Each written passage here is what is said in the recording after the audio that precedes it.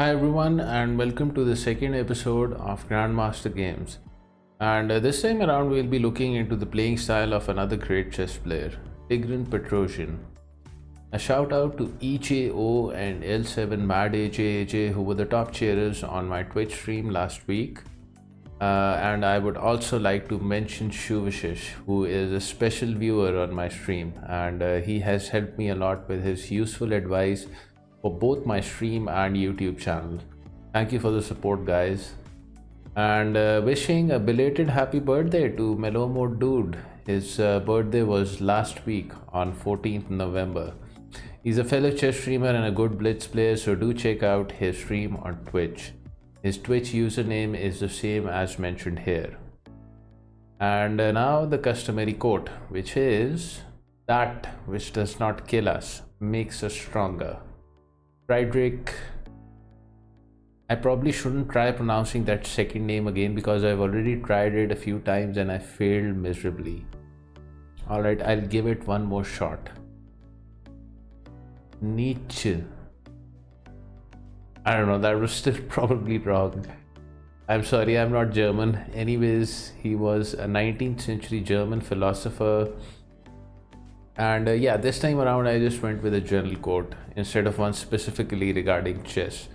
But I believe this applies just as much to chess as to everything else in life.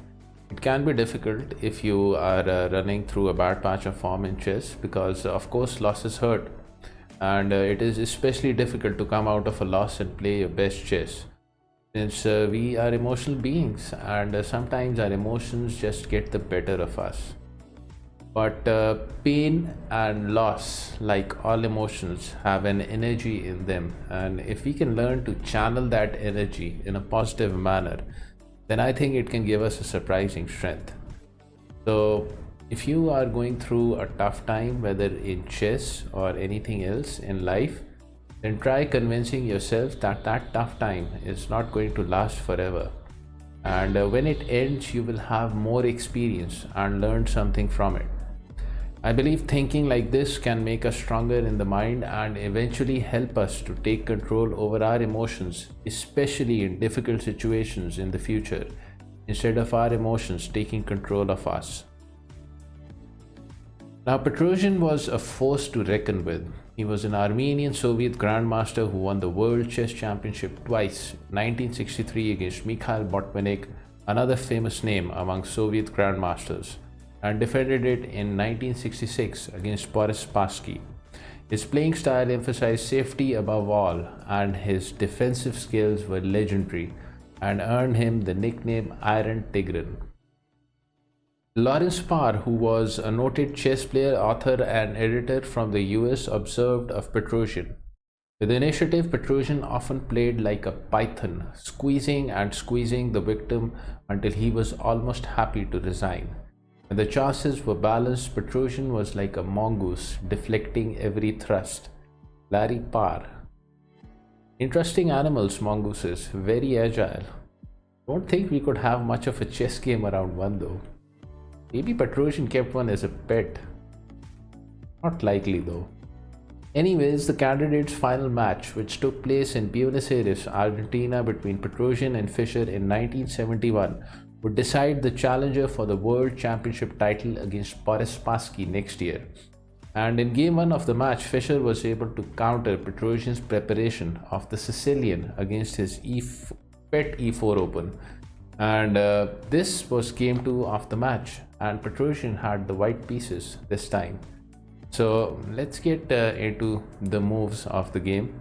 Petrosian began with a d4, knight f6, c4, g6, preparing to fianchetto the dark squared bishop, and now knight c3, developing the queenside knight, and d5 by Bobby, so going into the Gruenfeld defense line, an opening which he had a liking for. And Petrosian played a bishop to f4, which is the Brinckmann attack, and in this line white aims for initiative on the queen side, although with a lesser pawn center, since the c pawn will likely be traded off later in the game. And play continued with bishop g7, e3, freeing up the movement for white's light squared bishop. And Bobby played a c5 over here, where black aims for attacking chances on the queen side as well. Also to take note of over here is the Gruenfeld gambit line after e3, where black opts for castling, and white has the option of accepting the gambit with the c takes on d5, knight takes on d5, knight takes on d5, queen takes on d5, and now bishop takes on c7.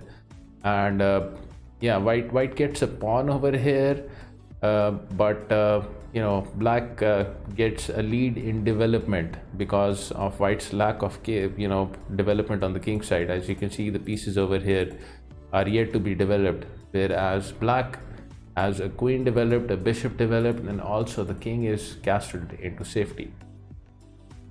And alternatively, white can also decline the gambit after castling by black by simply playing a queen over to b3, as was played in Petrosian versus Korchnoi 1961.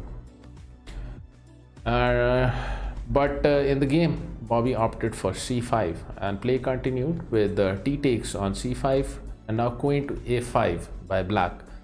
And in this position, white has a few moves that it can go for. Petrosian chose a rook to c1. Also good for white is c takes on d5, and after knight takes on d5, it looks as if, you know, black is simply gifting a piece over here. But after queen takes on d5, black has bishop takes on c3 check, and b takes on c3, and now queen takes on c3 check. And white has to move the king over here. If it goes for something like queen to d2, trying to block the check, then black simply takes the rook on a1, and the move comes with a check. So, you know, this is just bad for white. So king to e2, and now queen takes on a1, even though black wins the rook over here, but white gets a lot of counterplay because of its active queen and bishop after the bishop to e5, with a double threat against the black queen as well as the black rook on h8. And interestingly, in this position, Stockfish gives an evaluation of 0, even though, you know, black is about to lose material. It has the queen on white's back rank, and also the white king has lost castling rights. So there are a lot of chances for a perpetual draw over here, a perpetual check draw. So another choice for white after a queen to a5 is queen to b3, and yet another move that white can go for is a queen to a4, simply aiming to trade the ladies off the board. But in the game, Petrosian chose rook c1, which is also good because it supports the knight on c3, and this knight is about to come under a lot of pressure. And over here, Fischer played a knight to e4, which was a bit aggressive, you know, given that black has yet to castle. Better was t takes on c4, and then we have bishop takes on c4, castling by black, knight e2, queen takes on c5, threatening the loose bishop on c4. As such, bishop to b3, knight c6, castling by white, queen h5, bishop g3, bishop f5, knight d4, queen takes on d1, rook takes on d1, and we have a roughly equal position for both sides. But in the game, knight e4 has been played by Bobby, and Petrosian found the best move over here after c takes on d5, and black played knight takes on c3. Now queen to d2 by Petrosian, not immediately taking the knight out on c3, but counterpinning it to the defense of the black queen. If white goes for something like b takes on c3, then black simply plays bishop takes on c3, and not only does it get one of its pawns back, but the white king is in check, will have to move, lose castling rights, so it's just not good. So instead, queen to d2, and now queen takes on a2, getting one of the pawns back, for black. And here b takes on c3 was played by Petrosian, recapturing the piece. And even though this keeps everything solid, a very interesting line over here was the exciting rook takes on c3, offering the exchange sacrifice. And if black accepts this sacrifice after bishop takes on c3, then white gets an edge after queen takes on c3, queen a1 check, king to d2. But you know, over here, if black goes for something like castling, then you know, bishop to h6 with immediate threats of mate on g7. But in the game, b takes on c3 was played by Petrosian. Now queen to a5 by Bobby, not wanting to trade the queens off. Bishop to c4, developing the light squared bishop, adding some support to d5, and more importantly, this bishop gets this aggressive diagonal, and this diagonal proves critical in the game later on. Play continued with knight to d7, and if over here queen takes on c5, then white has bishop to e2, knight d7, e4, castling by black. And in this position, Stockfish gives an advantage of over a pawn to white because it has a more active bishop pair and it has a very strong pawn center with the d and e pawns. Also, c4 is going to follow to further strengthen the pawn center. So knight to d7, and now knight to e2 by Petrosian.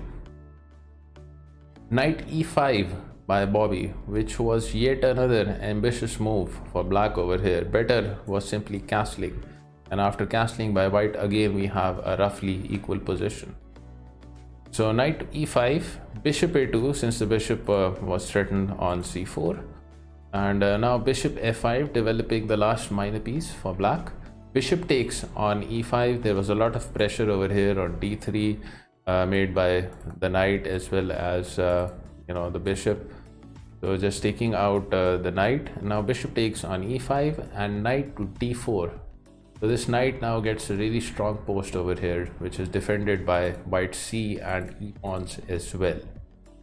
And now queen to c5, which equalizes material, but it allows white the move knight takes on f5. You know, getting rid of black's bishop pair, and not only that, after pawn takes on f5, black's kingside pawn structure is a mess over here. Castling by white and queen back to a5, Bobby pinning this pawn to the defense of the white queen, but simply queen to c2 by Petrosian, getting away from the pin and eyeing the pawn on f5. Now f4 by Bobby, just trying to get some counterplay with the f pawn. Petrosian continued with c4, pawn takes on e3, and now c5. If white goes for pawn takes on e3 over here, then black has queen to c5, and this blockades white c pawn from moving any further up the board, and this also keeps an eye on the loose pawn on e3 as well. So c5 by Petrosian, and now queen to d2 by Fischer, which was an inaccuracy. Better for black over here would have been simply e takes on f2 check, or you know, it could black could even go for castling over here, which connects the rooks for black. However, white still has the initiative over here because of black's damaged kingside pawn structure. You know, the c and d pawns are rolling down the board for white as well.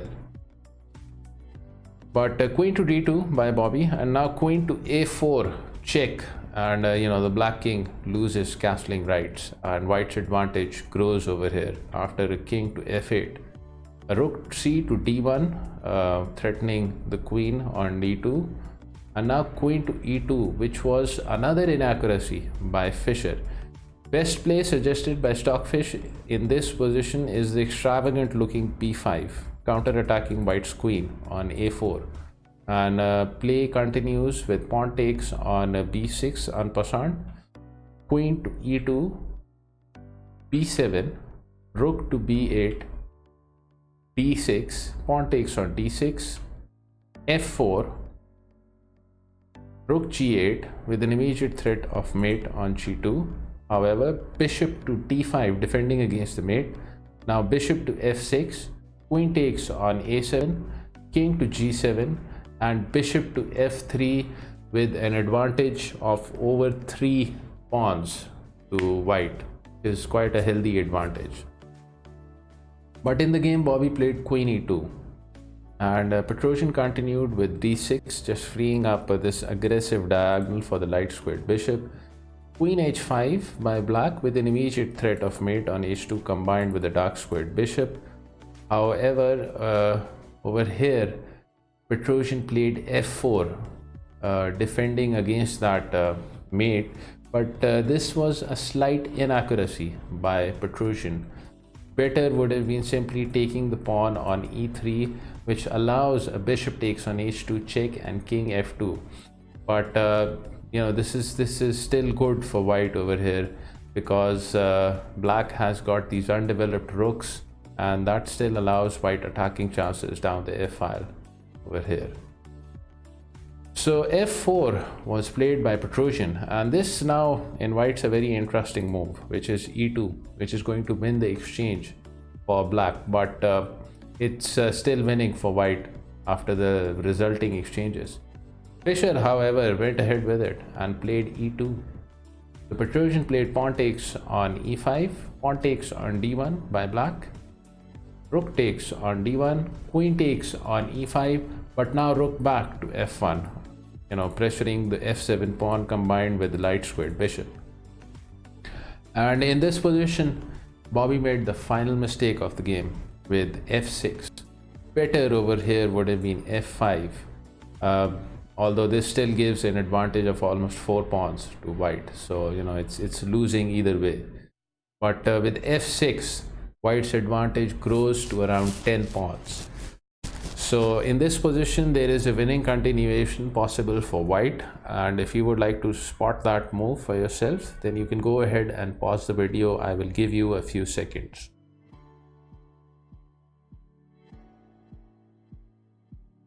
Queen to b3, which creates a queen bishop battery down this diagonal, and it's completely losing for black over here.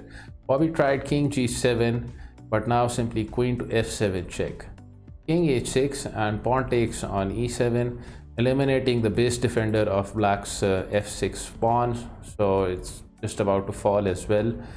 Now f5 by Bobby, but now rook takes on f5, and this is just crushing for black over here. And after a queen to d4 check and king to h1, Bobby Fischer resigned in this game, because there's nothing stopping white's mating attack. Among other things to consider is rook h5 check, which is going to be mate, and black will have to give up the queen in order to avoid that mate. And not only that, black's rooks are completely helpless over here, and interestingly they remain undeveloped throughout the game, which is a bit surprising given Fischer's playing strength. And one just has to admire Petrosian's skill in baiting a player of Fischer's caliber into a lifeless position for black over here. And any back rank checks by the black queen over here only delay the inevitable, because white can simply block them with the rook and reinforce mating threats afterwards. So there you go. That was a nice game that was played by the great defender Iron Tigran, and I just thought it would be nice to share it with you. And he won this game at a time when Bobby Fischer was playing at the peak of his strength. So I hope you enjoyed the video, I hope you enjoyed the game, and next week I will be back with another episode in this series, and I'm thinking of studying a game by a more contemporary player, maybe even Magnus Carlsen. Makes sense to study the current world championship, right? Although he has been having a bit of a tough time losing to Wesley So in the Fischer Random Championship, but that still doesn't take away the fact that he is a fantastic chess player and his games are worth studying. Alright, till next time, take care.